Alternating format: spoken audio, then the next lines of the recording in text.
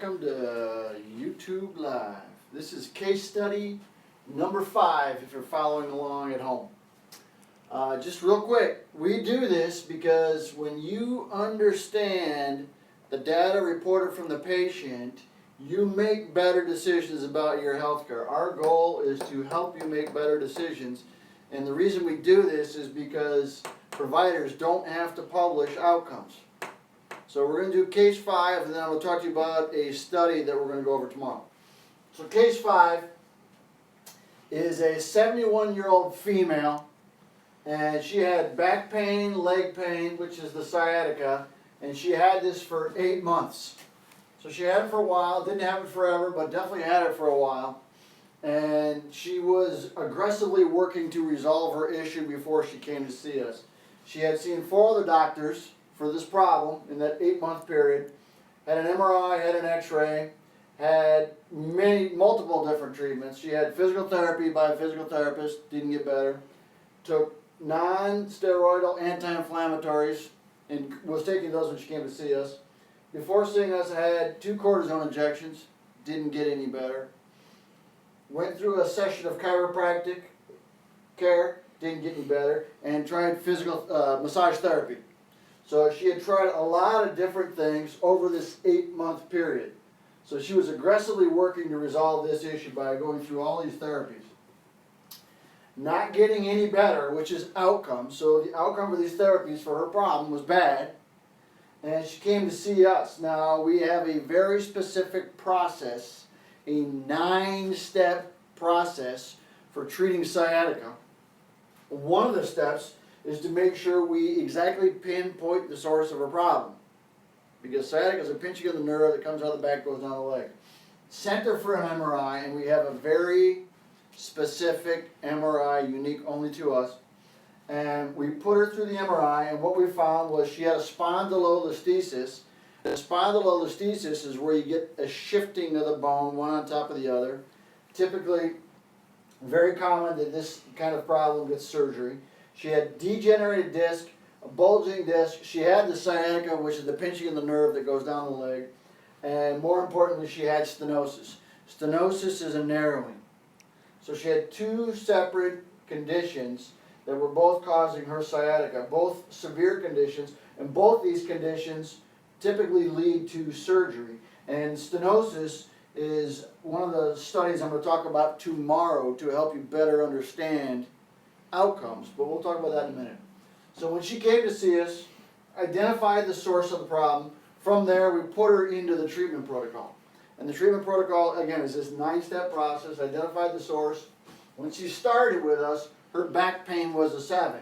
Matter of fact, her back pain was a 7 for 8 months. Okay? Even with all these different therapies, including the cortisone injections, she still had back pain at a 7. Okay? The 7 is a pain scale from 0 to 10. 0 is I have no pain. 10 is I have severe pain. So bad I can hardly take it. Okay? Hers was a 7. 7 is very high. 3, 2, 1, you can live with that. 7 is you're having a hard time getting through life. And we know that she was suffering because her Oswestry Disability Index, which is the questionnaire that helps us identify how disabled you are as a result of your back pain, meaning how much effect does this back pain have on the quality of your life, your ability to live your life. Sitting, standing, walking, driving your car, sleeping, working, all the things that you do throughout the day, this is an indicator. Now, this is on a scale of 0 to 100. 0's no problem, 100 is I can't get out of bed. Okay, there's 5 categories. There's minimal disability, moderate disability, severe disability, crippled, and bedbound. She was in the severe disability category because she had a 44. So it had a pretty dramatic effect on her life and was not getting any better. Had she not seen us, she would have gone in for surgery because she had these 2 variables, stenosis and spondylolisthesis. Very common that these get surgery. A lot of literature says that the best way to treat this is with surgery, but we're going to show you that it's not. So she went to the program. She had 30 treatments, 9-step process. At the end of it, her back pain was completely gone. completely gone. Her oswestry is down to a 22.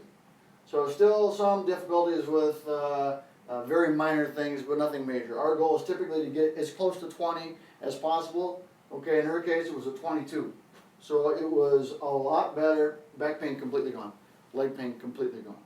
So, back pain from a 7 down to 0. Oswestry from a 44 down to a 22. 71-year-old female, 8 months. Now tomorrow, what we're going to talk about, this is important because as I talk about these things right here, these are important. But in the end you say, well, what does that mean? Why is, help me, why do we do this? So tomorrow we're going to talk about a study, enduring improvement in oswestry disability index outcomes following microscopic intralaminar decompression. So what does that mean?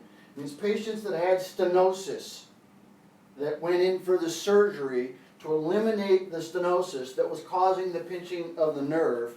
We're going to talk about the study and what their outcomes were, so you can better understand what all this means in the real world. This is about our treatment. Our treatment, there is no drugs or surgery. And tomorrow we're going to talk about the outcomes of surgical candidates, surgical cases that have had the surgery for these types of problems. That way you better understand what the outcomes are, what it really means in the big picture. How does this fit in?